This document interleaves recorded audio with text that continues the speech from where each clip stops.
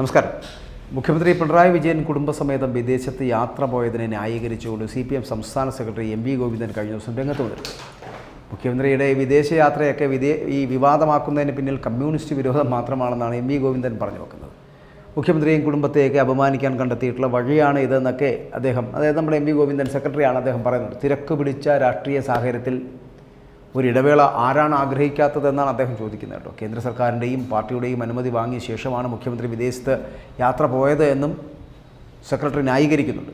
ലോകത്തെവിടെ ഇരുന്നും മുഖ്യമന്ത്രിയുടെ ചുമതല നിർവഹിക്കാനാകുമെന്നും പിന്നെ ഈ സ്പോൺസർഷിപ്പ് ആരോപണങ്ങളെക്കുറിച്ചുള്ള ചോദ്യങ്ങളോട് പക്ഷേ MV ഗോവിന്ദൻ കയർത്ത് സംസാരിച്ചു.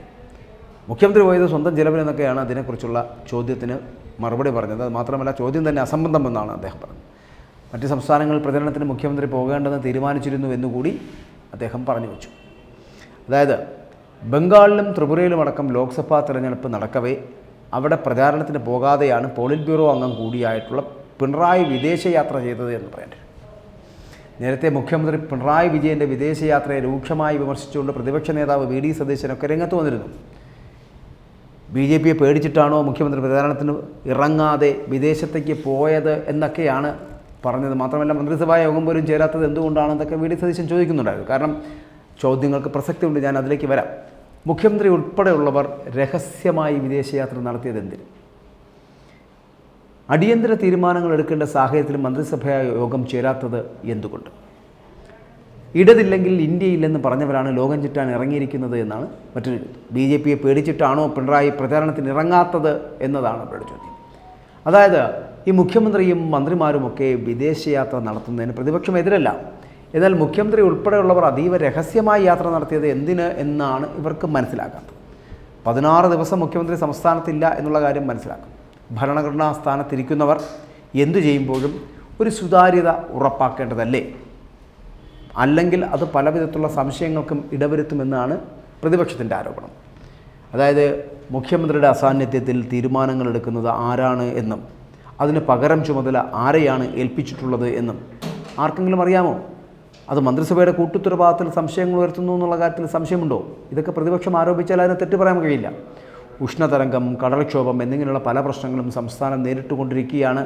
ഇവയിലൊന്നും ഇടപെടാതിരിക്കുന്നു എന്ന കുറ്റപ്പെടുത്തൽ കൂടി ഉണ്ട് ഈ മുഖ്യമന്ത്രിക്ക്. കാരണം മുഖ്യമന്ത്രി ഇതൊന്നും അറിയുന്നില്ലേ എന്ന് ചോദിക്കേണ്ടി വരും. ഇവിടെ ജനം പുറത്തുമുട്ടുകയാണ്. മുഖ്യമന്ത്രിയും കുടുംബവും വിദേശത്ത് തുടരുന്ന വിനോദസഞ്ചാര യാത്രയുടെ സ്പോൺസർ ആരെന്ന ചോദ്യവും ഇതിനിടയ്ക്ക് ഉയർന്നിരുന്നു. ദല്ലാൽ നന്ദകുമാറിനുള്ള ചങ്ങാത്തം വേണ്ടെന്ന് LDF കൺവീനർ EP ജയരാജന് താക്കീത് കൊടുത്ത അതിന് പിന്നാലെയാണ് ഒരു അജ്ഞാതൻ്റെ ചിലവിൽ മുഖ്യമന്ത്രിയും കുടുംബവുമൊക്കെ ഇപ്പോൾ വിദേശത്തേക്ക് യാത്ര നടത്തുന്നത് അല്ലെങ്കിൽ വിദേശത്ത് വിനോദസഞ്ചാരം നടത്തുന്നതായിട്ട് BJP മുഖപത്രമായിട്ടുള്ള ജന്മഭൂമി അടക്കമുള്ളവ ആരോപിക്കുന്നത്. അതായത് മുഖ്യമന്ത്രി വിദേശത്തായതിനാൽ മന്ത്രിസഭായോഗം പോലും മാറ്റിവെക്കേണ്ടി വരുന്ന ഒരു ഗതികളിലേക്ക് സംസ്ഥാനം കടുത്ത ഉഷ്ണതരംഗ ഭീതിയിലൂടെ മുന്നോട്ട് പോകുന്നു. കോടിക്കണക്കിന് രൂപയുടെ കാർഷിക വിളകൾ ഇതിനകം തന്നെ നശിച്ച് നാമാവശേഷമായി കഴിഞ്ഞു. തീരത്താണെങ്കിൽ കള്ളക്കടൽ പ്രതിഭാസത്തിൽ മത്സ്യത്തൊഴിലാളികളുടെ ദുരിതത്തിന് ശമനമുണ്ടാകുന്നില്ല. വേനൽ മാറി കനത്ത മഴയ്ക്ക് സാധ്യത എന്ന മുന്നറിയിപ്പും നിലനിൽക്കുന്നുണ്ട്.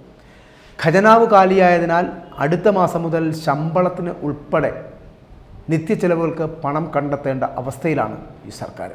സംസ്ഥാനം ഇത്രയും കടുത്ത പ്രതിസന്ധിയിലൂടെ കടന്നു പോകുമ്പോഴാണ് മുഖ്യമന്ത്രിയും കുടുംബവും നടത്തുന്ന വിനോദയാത്രയുടെ ചിത്രങ്ങളടക്കം ഇപ്പോൾ കേരളത്തിലേക്ക് അയച്ചു വന്നുകൊണ്ടിരിക്കുന്നത്.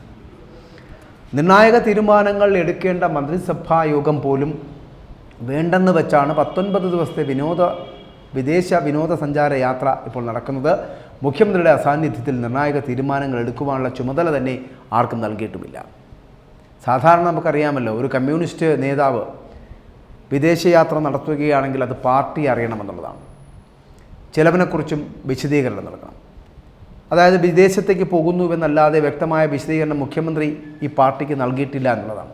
അതൊരു ആരോപണമായിട്ട് നിലനിൽക്കുന്നുണ്ട്. ഇതിനകം തന്നെ 20 വിദേശയാത്രകളാണ് മുഖ്യമന്ത്രി നടത്തിയിട്ടുള്ളത്. 36 തവണയോളം. ഇതെല്ലാം ഔദ്യോഗിക തലത്തിലായിരുന്നു എന്നുള്ളതാണ്. കോടിക്കണക്കിന് രൂപ ചിലവഴിച്ചതല്ലാതെ കേരളത്തിന് വേണ്ടി അതുകൊണ്ട് യാതൊരു തരത്തിലുള്ള ഗുണവും ഉണ്ടായിട്ടില്ല. USA-യിലും UK-യിലും UAE-യിലും ജർമ്മനിയിലും ക്യൂബയിലും സ്വിറ്റ്സർലൻഡ്, ജപ്പാൻ, നെതർലൻഡ്സ് തുടങ്ങിയ രാജ്യങ്ങളിലൊക്കെയായിരുന്നു മുഖ്യമന്ത്രിയുടെ യാത്രകൾ. ഈ യാത്രകൾക്കെല്ലാം വിനിയോഗിച്ച കണക്ക് സംബന്ധിച്ച് നിയമസഭയിലെ ചോദ്യങ്ങൾക്ക് കൃത്യമായൊരു മറുപടി പോലും നൽകാൻ കഴിഞ്ഞിട്ടില്ല ഇവർക്ക് എന്നുള്ളതാണ്. അപ്പോൾ ഞാൻ പറഞ്ഞു വരുന്നത്, മുഖ്യമന്ത്രി പിണറായി വിജയനും കുടുംബസമേതം യാത്ര ചെയ്യുമ്പോൾ എന്തുകൊണ്ട് യാത്ര ചെയ്യുന്നു, അല്ലെങ്കിൽ ഇവർ യാത്ര ചെയ്യുമ്പോൾ അത് പാർട്ടി അറിയേണ്ടതാണ്. അതായത് കമ്മ്യൂണിസ്റ്റ് മന്ത്രിസഭയാകുമ്പോൾ കമ്മ്യൂണിസ്റ്റുകാരനായിട്ടുള്ള ഒരു സഖാവ് യാത്ര ചെയ്യുമ്പോൾ അത് പാർട്ടി അറിയിച്ചിട്ട് പാർട്ടി തീരുമാനം പറഞ്ഞിട്ട് ചില അടക്കമുള്ള കാര്യങ്ങൾ വിശദീകരിച്ചതിന് ശേഷമാണ് യാത്ര നടത്താറുള്ളത്. അതിവിടെ മുഖ്യമന്ത്രി നടപ്പിലാക്കിയിട്ടില്ല. കാണില്ല എന്ന് മാത്രം പറഞ്ഞ് മടങ്ങുകയാണ്. അതായത് മുഖ്യമന്ത്രിയുടെ ധാർഷ്ട്യം പാർട്ടിയോട് തന്നെയാണ്. പാർട്ടിയോടും പറഞ്ഞിരിക്കുന്നത് ഞാനാണ് പാർട്ടിയും, ഞാൻ തന്നെയാണ് മന്ത്രിയും, ഞാൻ തന്നെയാണ് സർവ്വതുമെന്ന് പറയപ്പെടുന്ന തരത്തിലേക്ക് മുഖ്യമന്ത്രി മാറിയിരിക്കുന്നു. അതുകൊണ്ട് പാർട്ടി സെക്രട്ടറിക്കോ ഇനി പാർട്ടി ദേശീയ സെക്രട്ടറിക്കോ ഇതിന് അകത്ത് ഒരു സംസാരം പോലും നടത്താൻ കഴിയില്ല. മുഖ്യമന്ത്രിയോട് ഒരു വാക്ക് പോലും ഇടാൻ കഴിയില്ല. മുഖ്യമന്ത്രി തന്നെയാണ് പാർട്ടി, അല്ലാതെ പാർട്ടി സെക്രട്ടറിയൊക്കെ വെറും റബ്ബർ സ്റ്റാമ്പുകൾ മാത്രമായി മാറുന്നു. പിണറായി വിജയൻ പറയുന്നത് കേൾക്കുക, അതിനനുസരിച്ചിട്ട് മുന്നോട്ട് പോകുക. പിണറായി വിജയന് പകരം മറ്റൊരാളാണ് മുഖ്യമന്ത്രിയായിരുന്നുവെങ്കിൽ ഇപ്പോൾ വിദേശയാത്ര നടത്തണമെങ്കിൽ പാർട്ടി സെക്രട്ടറിക്ക് കത്ത് കൊടുത്ത് കൃത്യമായ കണക്കുകൾ രേഖപ്പെടുത്തിയതിന് ശേഷം മാത്രമേ മുഖ്യമന്ത്രിക്ക് മടങ്ങാൻ കഴിയൂ. അപ്പോൾ മുഖ്യമന്ത്രിക്ക് പാർട്ടി ഒരു പ്രശ്നമല്ല.